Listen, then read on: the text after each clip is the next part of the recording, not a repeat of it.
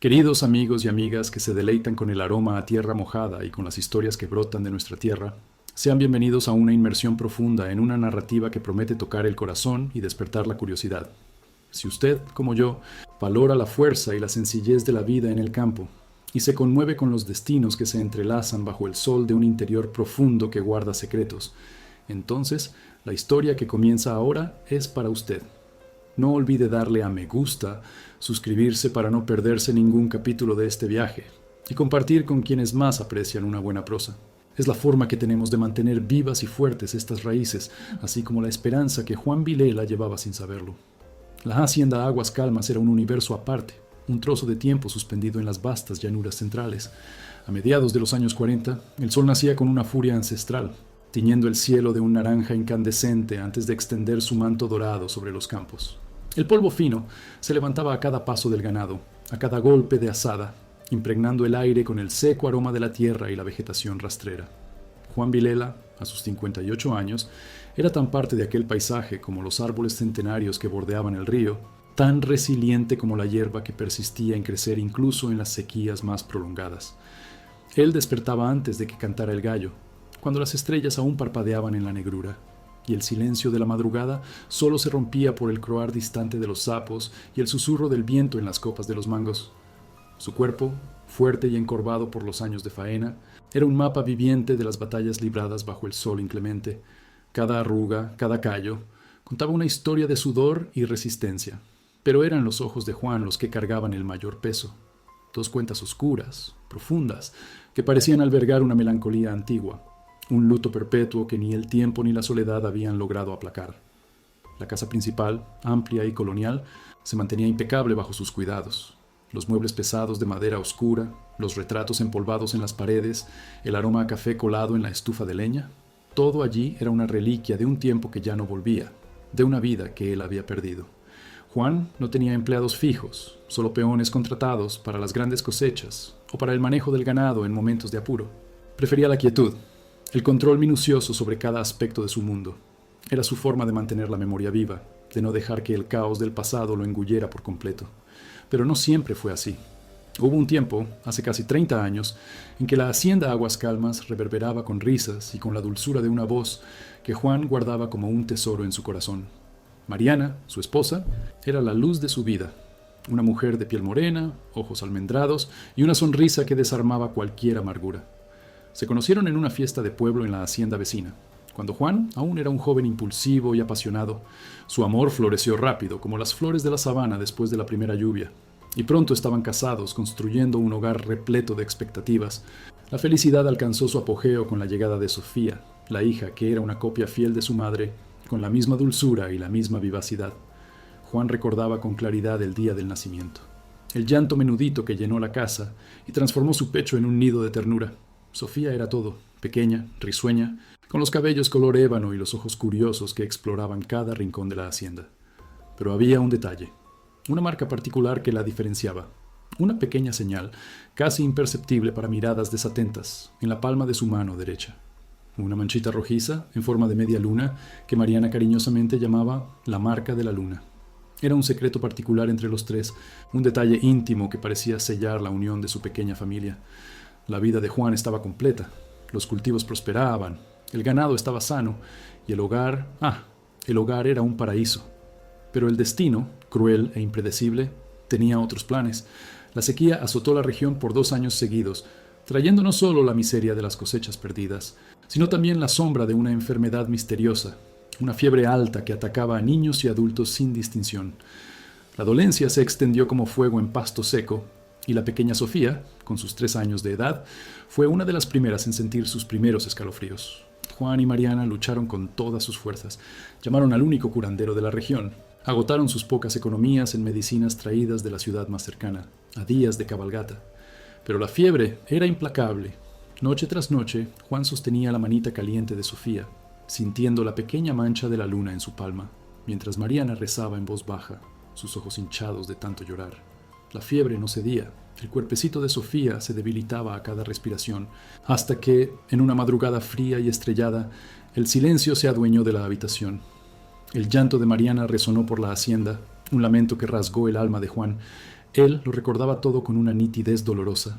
El cuerpo pequeño e inerte en los brazos de Mariana, la tierra fría que cubrió la tumba improvisada, la sensación de que un pedazo de sí mismo había sido enterrado con su hija. La injusticia era visceral. ¿Cómo un padre podía ver a su hija partir de forma tan cruel, tan indefensa? ¿Cómo la vida podía ser tan generosa y de repente tan despiadada? El vacío que Sofía dejó fue un abismo, y Mariana, incapaz de soportar el dolor, se consumió. Su sonrisa se apagó, sus ojos perdieron el brillo. Meses después, la fiebre, la misma que se llevó a su hija, también cegó la vida de su esposa. Juan se quedó solo, completamente, sin su luz, sin su Sofía, sin su Mariana. El mundo de colores se transformó en tonos de gris. Intentó seguir adelante, pero el dolor era una compañera constante. Las risas de Sofía, la voz dulce de Mariana, el eco de sus presencias aún flotaba en la casa principal, torturándolo. La hacienda, antes el escenario de su felicidad, se convirtió en un santuario de sus pérdidas. Se aisló, ahogándose en el trabajo, en la faena pesada, buscando en el cansancio físico una fuga para el tormento de su alma. El tiempo pasó, lento, arrastrado, y Juan se convirtió en el hombre que era ahora. Silencioso, fuerte por fuera, pero con una herida abierta por dentro. Es impresionante cómo ciertas tragedias marcan a una persona para siempre, ¿verdad? La vida de Juan Vilela fue drásticamente alterada por esa pérdida irreparable. Pero el destino, amigos míos, a veces reserva giros que desafían la lógica. ¿De qué ciudad me acompaña usted que está viendo esta historia ahora? Tengo curiosidad por saber de dónde viene la energía que nos conecta a través de estas narrativas. Los años transformaron el corazón de Juan en una fortaleza, pero ni siquiera la más robusta de las fortalezas puede resistir un asalto inesperado del pasado. Él vivía inmerso en su rutina, casi como un autómata, reviviendo mentalmente los fantasmas de su pasado reciente, cuando la sequía de nuevo apretaba y la soledad parecía más pesada que nunca. El calor de la tarde era casi insoportable, el aire vibrando sobre la tierra agrietada, cuando la silueta frágil apareció en el horizonte polvoriento, caminando tambaleante hacia la casa principal. Una mujer, harapienta, con los cabellos enredados y la piel marcada por el sol, parecía surgir del propio suelo reseco.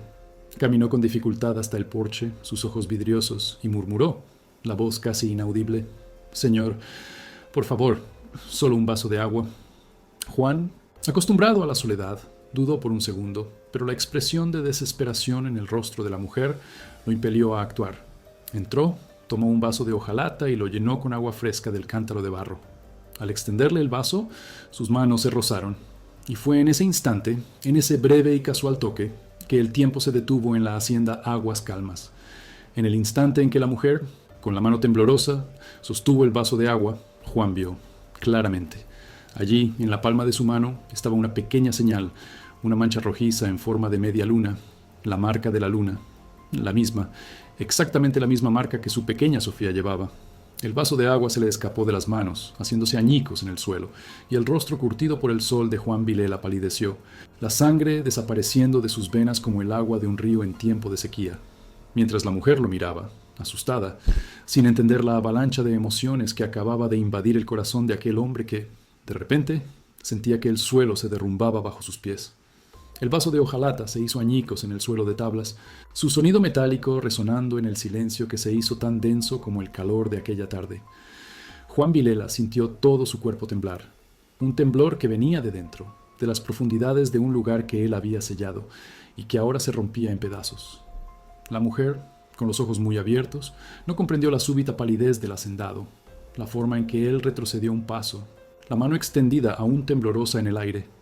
Ella solo vio el vaso roto y el agua que se escurría, desapareciendo en las rendijas de la madera. «Perdóneme, señor, no sé qué pasó», balbuceó ella, su voz débil, pero Juan no la oía. Sus ojos estaban fijos en la palma de la mano de ella, donde la pequeña mancha rojiza en forma de media luna parecía pulsar, viva, en la piel marcada por el sol y por el viaje. No era posible, era una locura. La mente de Juan gritaba en negación. Sofía, su Sofía. Su hija había muerto hace casi 30 años. Estaba enterrada bajo el flamboyante en la cima de la colina, junto con su madre. Era una ilusión, un espejismo, el delirio de su propia soledad, de su anhelo que a veces lo consumía. Se frotó los ojos con el dorso de la mano, como si pudiera ahuyentar la visión. Cuando abrió los ojos de nuevo, la mancha seguía allí, clara, inconfundible, una copia exacta de la marca de la luna de su Sofía. El aroma a tierra mojada proveniente del vaso de agua derramado se mezcló con el olor a sudor y cansancio de la mujer, llenando el aire con una extraña mezcla de vida y muerte, de pasado y presente. ¿Quién es usted? La voz de Juan salió ronca, casi un susurro, pero cargada de una intensidad que asustó a la muchacha. Ella encogió sus hombros delgados, sus labios resecos moviéndose con dificultad. Me llamo Ana. Yo vengo de muy lejos, señor. Estoy perdida, con hambre, con sed. Solo quería un poco de agua. Ana. El nombre no decía nada, pero la señal lo decía todo. Y al mismo tiempo, no decía nada. ¿Cómo podría ser? Era una cruel coincidencia. El mundo era vasto, las personas tenían marcas, señales de nacimiento, pero aquel formato, aquel color, en aquel lugar exacto, era imposible ignorar. Juan sintió una punzada de rabia, rabia del destino, rabia de la memoria, rabia de aquella mujer que, sin querer, había abierto de par en par la herida que él tanto se esforzó por cerrar. Respiró hondo, intentando retomar el control. La mujer estaba a punto de caer. Sus rodillas vacilaron y ella se tambaleó, casi perdiendo el equilibrio. La vida en el campo le había enseñado a Juan a ser práctico, a no dejarse llevar por las emociones cuando había un problema que resolver. Aquel cuerpo frágil necesitaba ayuda, independientemente de quién fuera. «Entre», dijo, la voz aún áspera. «Hay más agua adentro y un poco de comida». Ana dudó, notando la reticencia en la postura del hacendado. Pero la debilidad era mayor que el miedo. Dio un paso incierto dentro de la casa, y Juan la siguió, los ojos fijos en la mano de ella, incluso mientras ella se alejaba. La hizo sentar a la mesa de la cocina, una mesa grande y rústica, donde él tomaba todas sus comidas en silencio. Le sirvió un plato de harina con rapadura y un vaso de agua fresca. Ana comió con una avidez que delataba días de privación. Sus ojos, antes vidriosos, ahora se fijaban en el plato con una gratitud silenciosa. Mientras ella comía, Juan la observaba. Intentaba encontrar cualquier rasgo de semejanza. Los cabellos oscuros, los ojos un poco más claros que los de Mariana, el rostro delgado. No se parecía a Sofía. Sofía era más rellenita, con mejillas rosadas, pero Sofía tenía 3 años cuando murió. ¿Cómo podría él comparar? El tiempo borraba los recuerdos, los modificaba, o no los borraba. Su herida era prueba de ello. ¿De dónde viene, muchacha?, preguntó Juan, la voz un poco más tranquila, pero aún cargada de una curiosidad voraz. Ana terminó de comer, suspirando de alivio. Yo vengo del norte, de muy lejos de aquí. Mi padre trabajaba en una hacienda, pero enfermó y la hacienda fue vendida. Me quedé sola. Caminé días, siguiendo el sol, esperando encontrar un lugar donde pudiera trabajar. Oí hablar de tierras buenas por estas partes. Ella no daba muchos detalles. Su voz estaba embargada por la timidez y quizás por algo más. Un secreto. Juan meneó la cabeza. Norte. No era de allí. Sofía nació y murió allí mismo, en Aguas Calmas. La lógica gritaba que era una tontería, una fantasía. Pero el corazón, aquel músculo terco, latía con una fuerza extraña, haciendo eco de la posibilidad que la razón se empeñaba en negar. Ofreció a Ana un lugar para descansar en el porche trasero, donde había una estera de paja y una abundante sombra de los mangos. La mujer, exhausta, se durmió casi al instante. Juan, sin embargo, no pudo dormir. La imagen de la señal en la mano de ella danzaba ante sus ojos, superponiéndose a la imagen de la manita de su hija. Caminaba por la hacienda, inspeccionando el ganado, revisando las cercas, pero su mente estaba lejos, atrapada en un laberinto de dudas y recuerdos. En los días que siguieron, Juan mantuvo una distancia calculada. Dejó que Ana se quedara en la vieja barraca de esclavos, que estaba vacía hacía años, arreglándole un colchón y unas sábanas limpias. Le ofreció trabajo en la cocina, ayudando con las comidas, y en la huerta, cuidando las plantas. Era una forma de justificar su presencia, tanto para ella como para sí mismo. Ana, por su parte, se mostraba agradecida y trabajadora, cumpliendo sus tareas con diligencia y en silencio. No preguntaba sobre el incidente del vaso, ni sobre la extraña reacción del hacendado. Tal vez estaba acostumbrada a tratar con hombres rudos y solitarios del campo. Poco a poco, la presencia de Ana comenzó a romper la rutina inmutable de la hacienda Aguas Calmas. El aroma a comida fresca pasó a mezclarse con el olor a tierra, la melodía suave de una nana, cantada bajito por Ana mientras lavaba ropa en la pila. Rompía el silencio de la tarde. Juan se encontraba observándola de lejos, intentando descifrar los misterios en sus ojos, buscando semejanzas que su mente racional decía que no existían. Sentía una extraña mezcla de atracción y repulsión, de esperanza y miedo. El miedo a apegarse de nuevo, a abrir las puertas de su corazón y ser destrozado por la pérdida una segunda vez. Pero Aguas Calmas no era un mundo completamente aislado. La noticia de la llegada de una mujer extraña a la hacienda del viejo Vilela, el recluso, comenzó a esparcirse como el viento en la sabana. Los peones que venían a ayudar en el campo para la siembra, los vecinos más cercanos que pasaban para un breve saludo, todos notaban la presencia de Ana. Primero fueron las miradas curiosas, luego los cuchicheos. ¿Qué habrá hecho Vilela esta vez?, comentaba José Pequeño, uno de los peones más chismosos, mientras tomaba café en la tienda de la orilla del camino. Hace años que vive solo y ahora aparece una muchacha de la nada. ¿De la nada? Anda, doña Carmela, nadie aparece de la nada, replicaba el señor Elías el tendero, siempre algo escéptico. Ella debe tener alguna historia, pobre mujer. ¿Historia? Pues yo oí decir que Vilela está muy diferente. Más apurado, dicen. Él que era tan recluso. Intervenía el cura del pueblo, que acababa de llegar para comprar algunos víveres para la iglesia. Él, que antes veía a Juan como un hombre digno, aunque triste, ahora sentía una pizca de desconfianza. Un hombre de su edad, solo por tanto tiempo, y una muchacha tan joven. Es para pensarlo, ¿no? Los comentarios se multiplicaban. ¿Será que ella no quiere la tierra del viejo? Él, que siempre fue un hombre de bien, ahora metiéndose con una, quién sabe de dónde. Y lo peor es que no la echa. El chisme, como mala hierba, se extendía. Llegaba a oídos de Juan por los peones más jóvenes, que por inocencia o malicia repetían lo que oían, por las miradas oblicuas que recibía cuando iba a la ciudad a vender parte de su producción o a comprar víveres. Sentía el peso del juicio, el dedo que lo señalaba, aunque invisible. Su honor, tan duramente construido y mantenido en su soledad, parecía estar en juego. Una mañana, mientras Ana regaba las hortalizas, Juan se acercó, su voz más suave de lo normal. «Ana, ¿usted tiene más parientes? ¿O alguien que la espere?» Ella detuvo lo que hacía, volviéndose hacia él. «No, señor, estoy sola en el mundo. Mi padre era el último». Había una tristeza genuina en sus ojos. Juan respiró hondo. Quería preguntar sobre la señal, sobre su infancia, sobre cualquier cosa que pudiera conectar los puntos. Pero las palabras no salían. Era como si una barrera invisible le impidiera tocar ese tema. Temía la respuesta, temía la verdad que pudiera surgir. A pesar de su resistencia y de la barrera que aún mantenía, la presencia de Ana seguía transformando Aguas Calmas, y al propio Juan. Se encontraba riendo de algo que ella contaba sobre su difícil infancia, o notando cómo el sol le daba en el cabello cuando trabajaba. Pequeños gestos de cuidado, como dejar un ramo de flores del campo en la mesa de la cocina, comenzaban a surgir de parte de ella. La casa, que era un sepulcro de recuerdos, empezaban a adquirir un nuevo aliento, un calor diferente, pero el peso de los ojos curiosos de la vecindad aumentaba cada día. ¿Qué harían con esta extraña, a quien Vilela, el hacendado solitario, había dado cobijo? ¿Y qué haría Juan con la certeza creciente de que el pasado, que él intentó enterrar, había resucitado y llamado a su puerta? El misterio de la señal en la mano de Ana era solo el comienzo de un viaje que prometía desenterrar verdades que él no estaba listo para enfrentar, pero que ahora, tercas, se negaban a permanecer en las sombras. La hacienda Aguas Calmas, antes un santuario de soledad para Juan Vilela, poco a poco comenzaba a vibrar con una nueva melodía. No era una sinfonía, ni mucho menos, sino un ritmo sutil, una cadencia diferente que la presencia de Ana imponía al día a día. Juan, a pesar de su rigidez inicial, no podía ignorar los cambios. Para empezar, la cocina.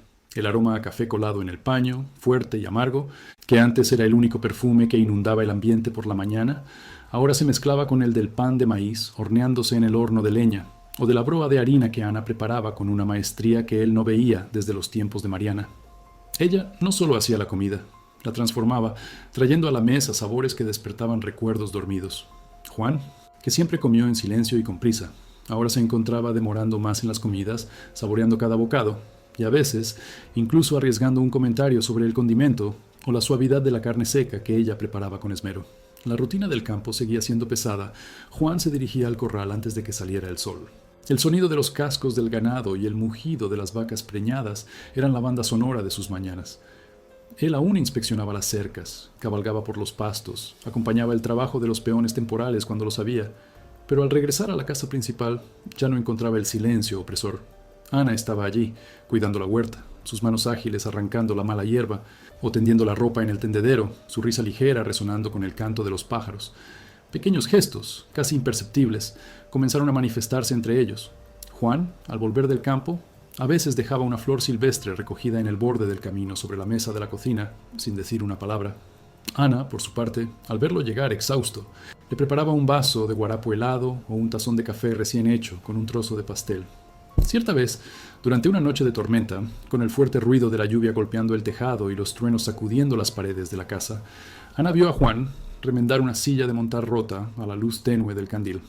Ella se acercó en silencio, ofreciéndole una taza de té de hierbas para calentarlo. Sus ojos se encontraron por un instante, y en aquella mirada sin palabras había un reconocimiento mutuo de una soledad que comenzaba a ser llenada. Juan empezó a notar detalles que antes se le escapaban. La forma en que Ana cuidaba las plantas de albahaca y romero en la pequeña huerta improvisada junto a la casa, conversando con las plantas como si fueran personas. El esmero con que barría el patio, dejándolo impecable. El brillo en sus ojos cuando él, por casualidad, contaba una historia sencilla sobre el trabajo con el ganado o sobre la historia de la hacienda. Poco a poco, la barrera que él había levantado alrededor de su corazón empezaba a ceder, ladrillo a ladrillo. Se encontraba pensando en Ana en momentos inusitados. Cuando veía una mariposa azul volando libre por los campos, recordaba el pañuelo que ella usaba en el cabello, del mismo color. Cuando el aroma a lluvia subía de la tierra, recordaba el perfume a jabón de coco que emanaba de la ropa lavada por ella. No era pasión, no todavía. Era algo más profundo, más sutil. Era el redescubrimiento de la compañía, de la amabilidad, de la presencia. Y la incómoda sensación de que aquella señal en la mano de ella era un enigma que él necesitaba desesperadamente desvelar. Pero, como una brisa cálida que precede a la tormenta, el chismorreo del pueblo y de los alrededores de la hacienda comenzó a cobrar fuerza. No había muros lo suficientemente altos para contener la lengua afilada de las comadres y los curiosos. En la tienda del señor Elías, donde el café se servía con las últimas noticias, el tema era uno solo. ¿Vio a la muchacha que Vilela consiguió en la hacienda?, preguntaba doña Josefa, la esposa del zapatero, con la voz baja pero llena de malicia. Dicen que es una forastera que apareció de la nada. ¿De la nada? Vamos, doña Josefa, nadie aparece de la nada, replicaba el señor Elías, siempre algo escéptico. Ella debe tener alguna historia, pobrecita. ¿Historia? Pues yo oí decir que Vilela está muy diferente, más cercano, dicen. Él que era tan recluso, intervenía el cura del pueblo que acababa de llegar para comprar algunos víveres para la iglesia. Él, que antes veía a Juan como un hombre digno, aunque triste, ahora sentía una pizca de desconfianza. Un hombre de su edad, solo por tanto tiempo. Y una muchacha tan joven. Es para pensarlo, ¿no? Los comentarios se multiplicaban. ¿Será que ella no quiere la tierra del viejo? Él que siempre fue un hombre de bien, ahora metiéndose con una, quién sabe de dónde. Y lo peor es que no la echa. El chisme, como mala hierba, se extendía. Llegaba a oídos de Juan por los peones más jóvenes que, por inocencia o maldad, repetían lo que oían. Por las miradas oblicuas que recibía cuando iba a la ciudad a vender parte de su producción o a comprar víveres. Sentía el peso del juicio, el dedo que lo señalaba, aunque invisible. Su honor, tan duramente construido y mantenido en su soledad, parecía estar en juego. Un día, al regresar del pueblo, Juan encontró a Ana sentada en el porche, cosiendo un remiendo en su propio vestido. El rostro de ella estaba más cerrado de lo normal. «¿Qué pasó, Ana?», preguntó él, la voz un poco brusca, cansado de las miradas que había recibido en el pueblo. Ella levantó los ojos, con un brillo de tristeza. «No es nada, señor. Solo oí unas conversaciones en la orilla del río cuando fui a buscar agua. Las mujeres de algunos peones estaban allí. Hablaban de mí, hablaban de usted». Juan sintió la sangre hervir. Él, que se había vuelto indiferente a la opinión ajena, ahora sentía la vergüenza y la rabia por la injusticia. No por él, sino por Ana. Aquella muchacha, que no tenía culpa de nada, estaba siendo víctima de la maledicencia. «No le haga caso a eso, Ana», dijo él, su voz más suave de lo que pretendía. «Gente desocupada. Ellos no saben nada». Pero Ana sabía. Sentía el peso de las miradas, la forma en que las personas se apartaban de ella, el juicio silencioso que flotaba en el aire. La gratitud que ella sentía por Juan era inmensa, pero la vergüenza de ser una carga, una causa de chismes para él, comenzaba a inquietarla. Juan, sin embargo, estaba en un dilema. No podía echar a Ana. No lo lograba. Cada día, el lazo invisible entre ellos se fortalecía, y el misterio de la señal en la mano de ella lo consumía. Necesitaba descubrir la verdad. ¿Y si ella fuera, de hecho, su hija? La mera posibilidad ya había plantado una semilla de esperanza en su corazón árido, una esperanza que él no se atrevía a verbalizar. En una tarde cálida, mientras revisaba sus libros de cuentas en la vieja escribanía de madera, Juan cogió un pequeño cofre de cedro escondido en el fondo de un armario. Dentro, guardadas con un cariño casi religioso, estaban los pocos recuerdos de Sofía y Mariana, un lazo del cabello de Sofía, una foto descolorida de la familia y una pequeña bolsita de tela. Abrió la bolsa y sacó de dentro un papel amarillento, un dibujo tosco hecho por Sofía, a los 2 años, de una flor, y al lado una nota de Mariana. Nuestro amor, Juan, con la marquita de la luna en el pecho. Miró la nota, luego el dibujo, y entonces un pensamiento lo golpeó, un detalle que él había olvidado en el dolor de la pérdida. La marca de la luna no era solo en la palma de la mano. Mariana decía que Sofía tenía la marquita en el pecho también, escondida bajo la ropita. Una nueva ola de preguntas lo invadió. La posibilidad se volvía más real, más palpable. Pero ¿cómo preguntarle a Ana? ¿Cómo abordar un asunto tan delicado sin parecer un loco, un viejo solitario tomado por fantasías? El orgullo de Juan Vilela, la barrera que él mantenía, estaba en guerra con la necesidad de saber. Y Ana, que había traído un nuevo color a su vida, también traía consigo la amenaza de desenterrar secretos que podrían destruir la frágil paz que él había construido. El destino, caprichoso, continuaba tejiendo su telaraña, tirando de los hilos del pasado y del presente, y el viejo hacendado sabía que ya no podía huir. El tiempo de solo observar había llegado a su fin. Algo necesitaba ser hecho. El descubrimiento de la nota de Mariana, aquella pequeña frase sobre la marquita de la luna en el pecho, golpeó a Juan Vilela como un rayo en cielo abierto. No era solo la palma de la mano, había otra señal, un detalle íntimo que solo Mariana y él sabían. La posibilidad, antes un espejismo doloroso, ahora adquiría contornos de una verdad casi insoportable. La necesidad de saber era un fuego que lo consumía, pero el miedo de abrir la herida y encontrar un abismo vacío aún lo paralizaba. Aquella noche, la luna llena bañaba la hacienda con una luz plateada, y el aire llevaba el dulce aroma del jazmín que crecía cerca del porche. Juan vio a Ana sentada allí, la cabeza baja, los hombros encorvados. Se acercó, el corazón latiéndole con fuerza en el pecho, un ritmo que hacía mucho tiempo no sentía. «Ana», comenzó, la voz un poco embargada. ¿Puedo hablar con usted?» Ella levantó los ojos, sorprendida por la iniciativa de él. «Claro, señor Juan». Él se sentó en la mecedora a su lado, el crujido de la madera rompiendo el silencio de la noche. Respiró hondo, buscando las palabras correctas. «Yo tengo una pregunta para usted, Ana. Una pregunta difícil, y necesito que sea honesta». Ana apretó las manos en su regazo, sintiendo la tensión en el aire. «Puede preguntar, señor». Juan dudó un instante más, y entonces, con la voz baja y cargada de un dolor antiguo, contó. Contó sobre Mariana, sobre Sofía, sobre la marca de la luna en la palma de la mano de su hija. Y entonces fue más lejos. Mariana decía que Sofía tenía esa misma marca, pero no solo en la mano. Decía que tenía una igualita, justo aquí. Él se tocó su propio pecho sobre el corazón, escondida debajo de la ropa. Usted tiene una marca así, Ana». El aire pareció enrarecerse. Ana palideció. Sus ojos se abrieron de par en par. Era evidente que la pregunta la había tomado por sorpresa, un sobresalto que venía de las profundidades de su propia historia. Ella dudó, el rostro contraído en una mezcla de recelo y sorpresa. Aquella pregunta era muy íntima, muy personal, pero algo en la voz de Juan, en la sinceridad de sus ojos enrojecidos, la hizo confiar. Con las manos temblorosas, desabrochó los botones de su vestido de algodón gastado, bajo el cuello, exponiendo un pedazo de su hombro y cuello, y allí, casi invisible bajo la piel morena, estaba una pequeña mancha rojiza en forma de media luna, casi idéntica a la de su palma, exactamente donde él había señalado en su propio pecho. Juan Vilela sintió que todo su cuerpo era invadido por una avalancha de emociones. La imagen del cuerpecito de Sofía, la voz de Mariana, todo volvió con una fuerza avasalladora. Se levantó de repente, tambaleándose, una mano sobre la boca, intentando contener el grito que parecía querer escapar de su alma. Ana, asustada con la reacción, retrocedió un poco, apretando el vestido contra su cuerpo. «Mi Sofía», Juan murmuró, la voz casi inaudible, a un lamento que venía de 30 años de luto. Las lágrimas, que él había guardado por décadas, rodaron libremente por su rostro curtido.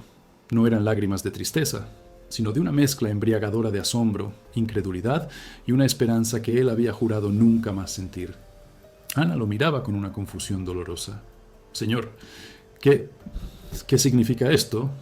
Juan se sentó de nuevo, ahora frente a ella, los ojos fijos en los de ella.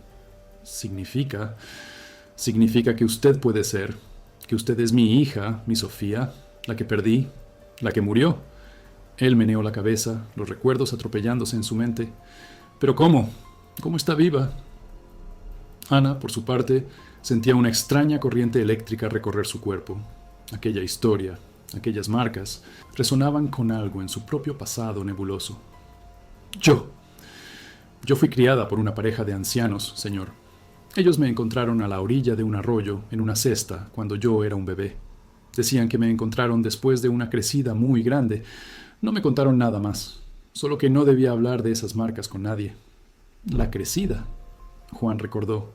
Hubo una terrible crecida en aquella época, un año después de la sequía.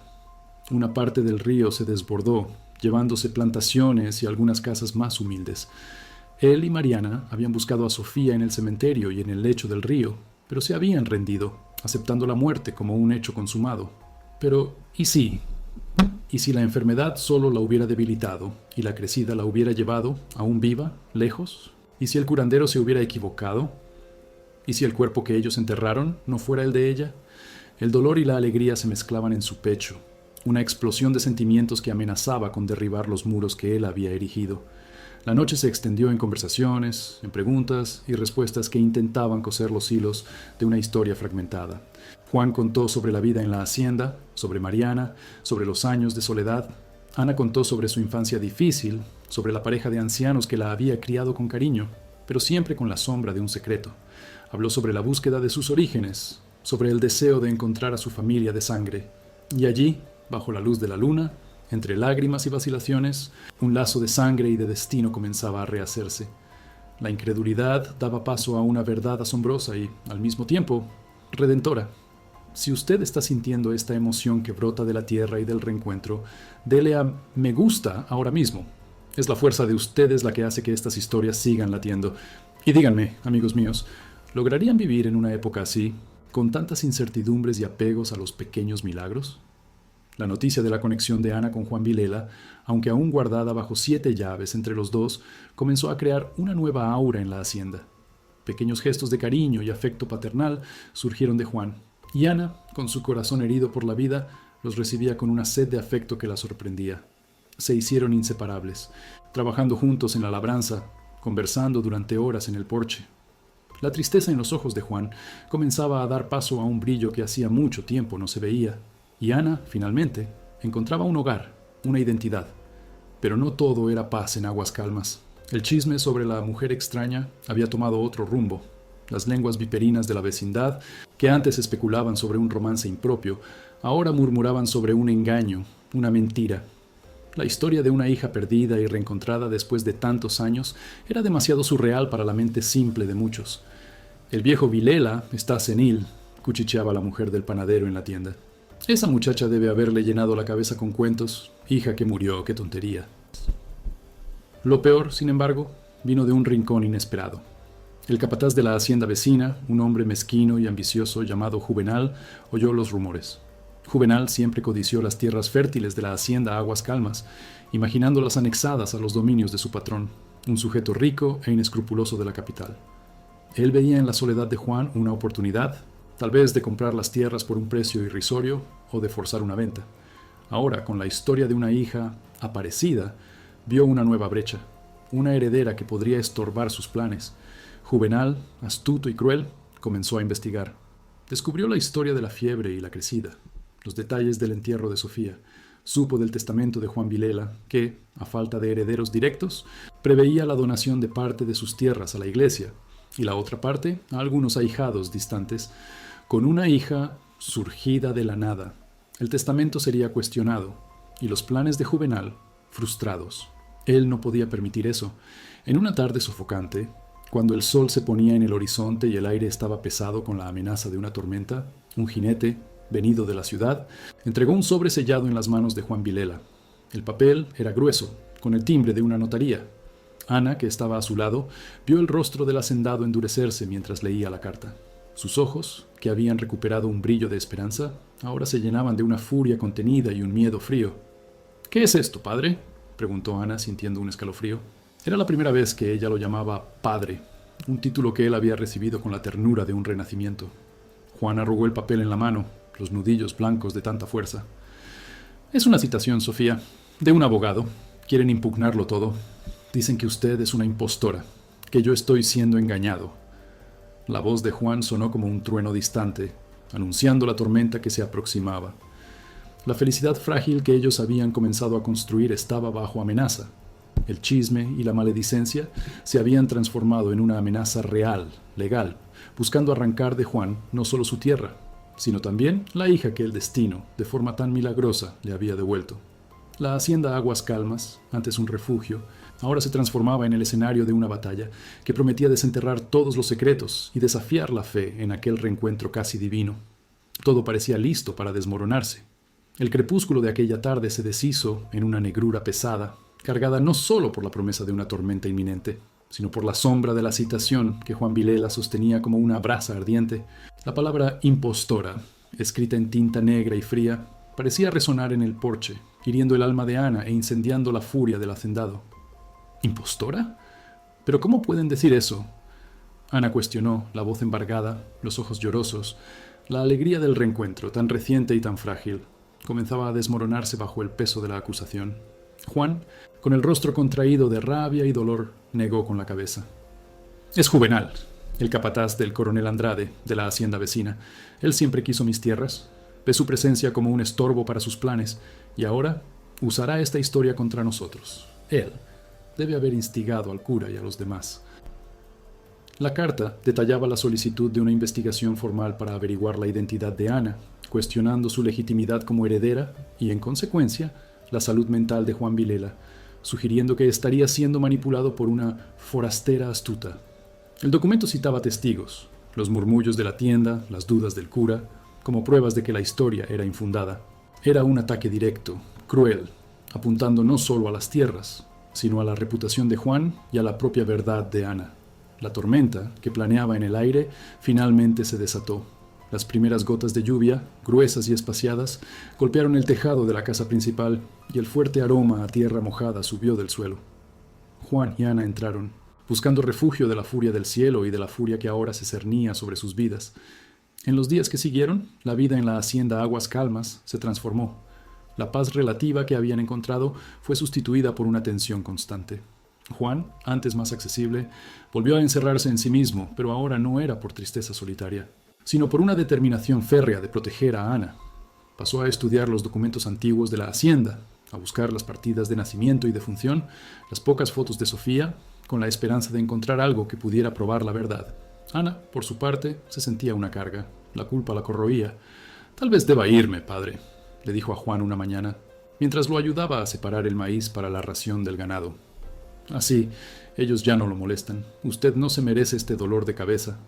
Juan detuvo lo que hacía, volviéndose hacia ella con una mirada de pura indignación. «¿Irse?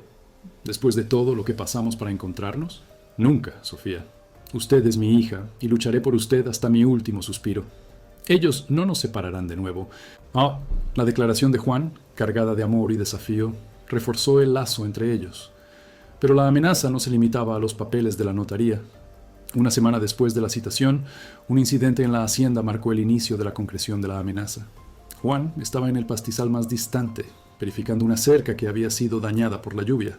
Ana lo acompañaba, montada en una mula, apreciando el paisaje verdeante que la lluvia reciente había revigorizado.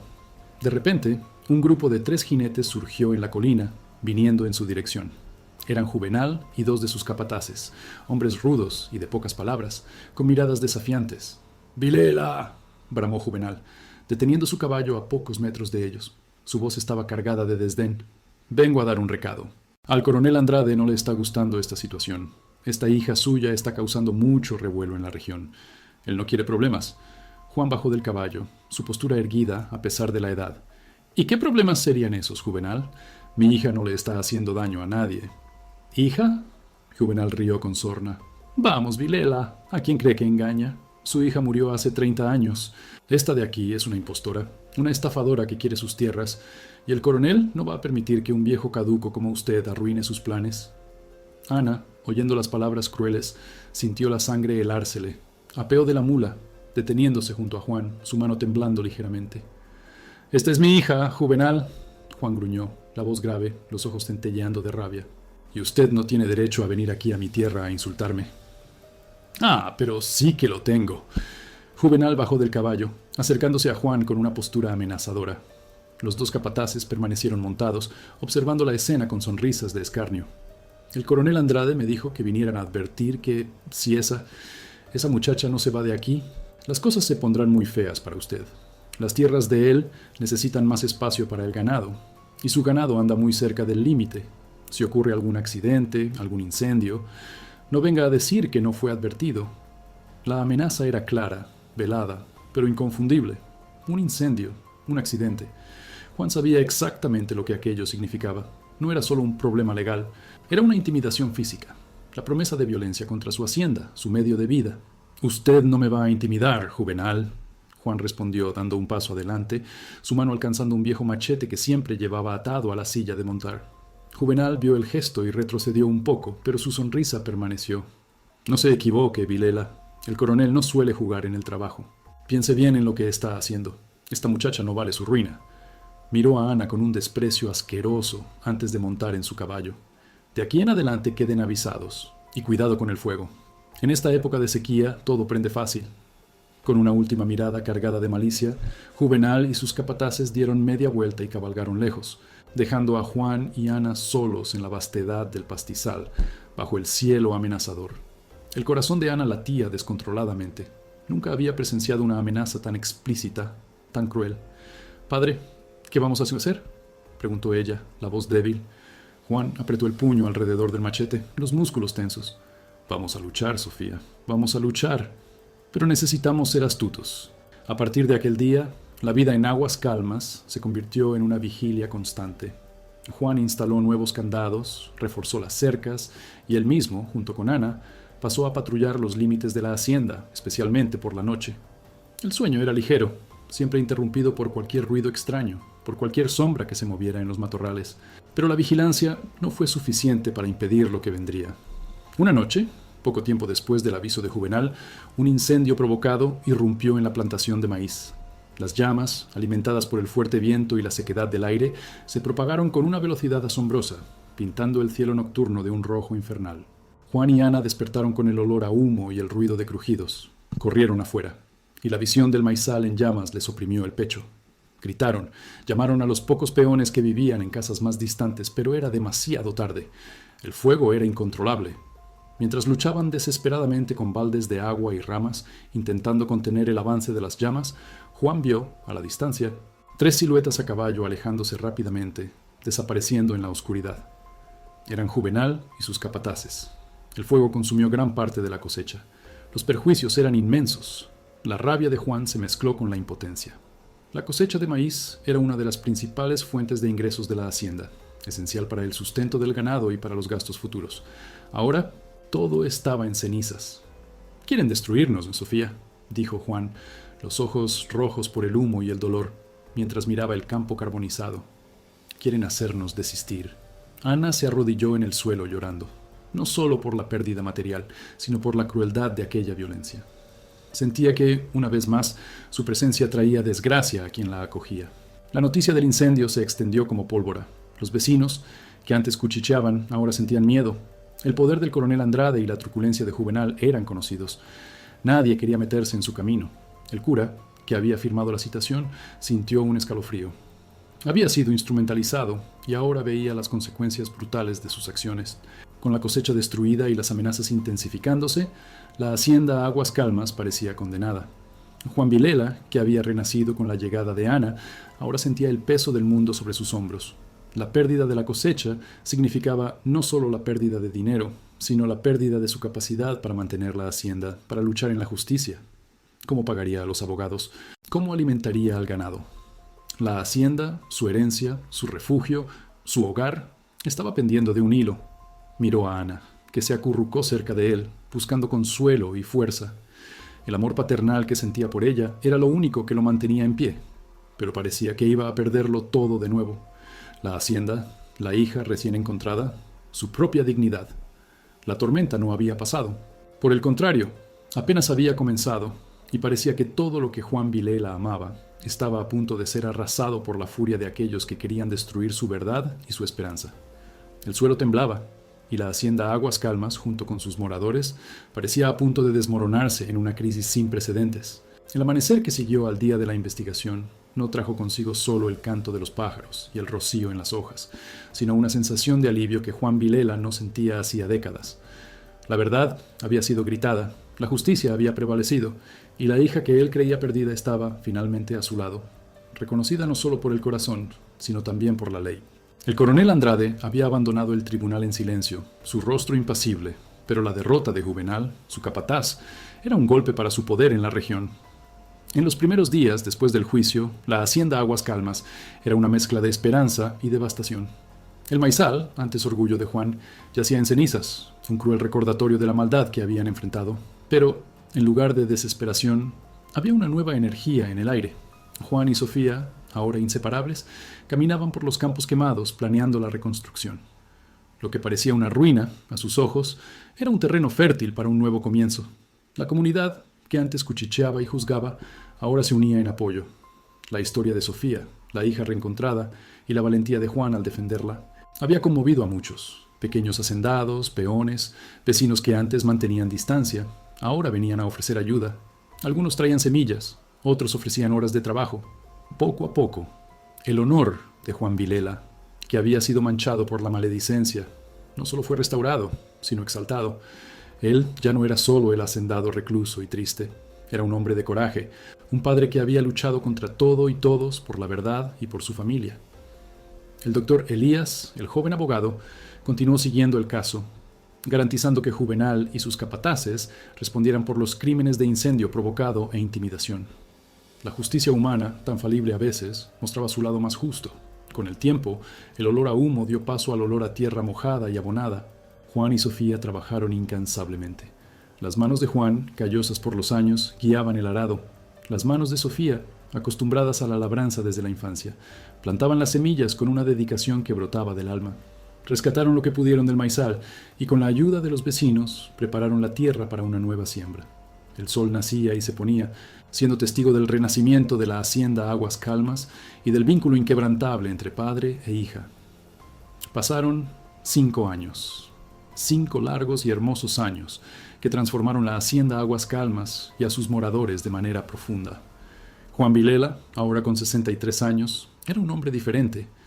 La melancolía que habitaba sus ojos se había disipado, sustituida por un brillo de paz y contento. Todavía era un hombre de pocas palabras, pero su sonrisa era más frecuente, más abierta. La soledad, que lo había consumido por décadas, era ahora un recuerdo distante. Su casa, antes un santuario de memorias dolorosas, se había transformado en un hogar vibrante, repleto de risas y de la melodía suave de Sofía.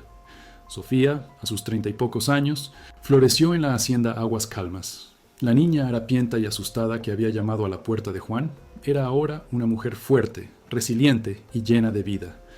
Había abrazado su verdadera identidad con una gratitud inmensa, y la pasión por la tierra, que era su legado, la impulsaba. Sus manos, que antes cargaban las marcas del viaje, ahora plantaban y cosechaban con la sabiduría de quien conoce el suelo. La hacienda, bajo la gestión conjunta de padre e hija, prosperó como nunca. El maizal, reconstruido con sudor y esperanza, daba cosechas abundantes, mayores que las de antes del incendio. El ganado estaba sano y numeroso. La huerta de Sofía era envidiable, proporcionando abundancia para la mesa y para la venta. El aroma a café colado se mezclaba con el de flores del campo, de hierbas frescas y del pan casero que Sofía aún horneaba en el horno de leña. El lazo entre Juan y Sofía era la piedra fundamental de todo. Compartían no solo el trabajo, sino las alegrías y los desafíos. Las tardes en el porche, donde antes reinaba el silencio, ahora se llenaban de conversaciones sobre el día, sobre los planes para la hacienda, sobre las pequeñas maravillas de la vida. Juan, por primera vez en mucho tiempo, hablaba abiertamente sobre Mariana, sobre el anhelo que aún sentía, pero ahora con la serenidad de quien ya no está solo. Sofía, por su parte, compartía sus recuerdos de la infancia con la pareja de ancianos. honrando la memoria de aquellos que la habían acogido y, al mismo tiempo, celebrando el descubrimiento de su verdadera familia. Fue en la hacienda Aguas Calmas donde Sofía encontró un nuevo amor. Antonio, un peón de buen corazón y manos fuertes, que había llegado a la hacienda poco después del incendio para ayudar en la reconstrucción. Él, que admiraba la fuerza y la dignidad de Juan y la resiliencia de Sofía, poco a poco conquistó el corazón de la muchacha. Juan, al principio cauteloso, vio en Antonio a un hombre íntegro, que amaba a Sofía con la misma pureza con que él había amado a Mariana. En una tarde de sol dorado, bajo el mango centenario, Juan dio su bendición, con los ojos llenos de lágrimas de felicidad. El matrimonio de Sofía y Antonio fue una fiesta sencilla, pero repleta de alegría, que unió a toda la comunidad. El patio de la casa principal, que un día fuera escenario de luto, ahora resonaba con risas, música y el sabor de la comida abundante. Doña Eulalia, la partera que había testimoniado la verdad, fue la madrina de Sofía, y el doctor Elías, el abogado idealista, fue el padrino de Antonio. El propio cura del pueblo que había cometido el error de juzgar ahora estaba presente, bendiciendo la unión y pidiendo perdón a Juan y Sofía por su ceguera inicial. Un año después del matrimonio, la mayor de las bendiciones llegó a la hacienda Aguas Calmas. El nacimiento de Juanito, el hijo de Sofía y Antonio, un nieto que trajo una nueva vida y una nueva alegría al corazón del viejo hacendado. El bebé, con los ojos curiosos de su madre y la fuerza de sus antepasados, llevaba en la palma de su mano derecha, casi imperceptible, una pequeña manchita en forma de media luna, la marca de la luna, un símbolo de esperanza, de continuidad, de un ciclo que se cerraba y se abría nuevamente. Juan Vilela pasaba horas con el nieto en brazos, contándole historias de la hacienda, mostrándole el ganado, las plantaciones. Él veía en Juanito no solo la continuidad de su linaje, sino la prueba viviente de que el amor y la verdad siempre encuentran un camino, incluso en las mayores adversidades. La injusticia había sido superada, el dolor había sido curado por el redescubrimiento del amor, y la vida, en la hacienda Aguas Calmas, florecía en su plenitud. El coronel Andrade, incluso después de la condena de Juvenal, aún intentó, durante algunos años, crear dificultades para Juan y Sofía, usando su poder e influencia. Pero la unión de la familia Vilela, el apoyo de la comunidad y la astucia del doctor Elías se mostraron más fuertes que cualquier amenaza. La hacienda, que un día estuvo al borde de la ruina, ahora era un símbolo de resistencia y prosperidad. Así, amigos y amigas, la historia de Juan Vilela y Sofía, la hija que regresó a casa, se cierra no como un lamento del pasado, sino como un himno a la esperanza y a la capacidad humana de superar las mayores pérdidas. La hacienda Aguas Calmas, con sus campos verdes y su casa principal llena de vida, es hoy el testimonio de que, incluso cuando todo parece desmoronarse, el amor verdadero tiene el poder de reconstruir, de curar y de sacar a la luz la verdad que el destino, a veces, esconde. Si usted se emocionó con este viaje de misterio, superación y amor incondicional, dele a me gusta, suscríbase al canal para no perderse ninguna de nuestras próximas historias y comparta con quien ama. La vida en el campo, con sus desafíos y sus bellezas, es un libro abierto y cada página nos enseña sobre la fuerza de la fe y la esperanza de un nuevo mañana. Que la marca de la luna nos recuerde siempre que, por más oscura que sea la noche, el sol siempre vuelve a brillar y con él la promesa de un nuevo comienzo. Hasta la próxima historia con el corazón lleno de esperanza.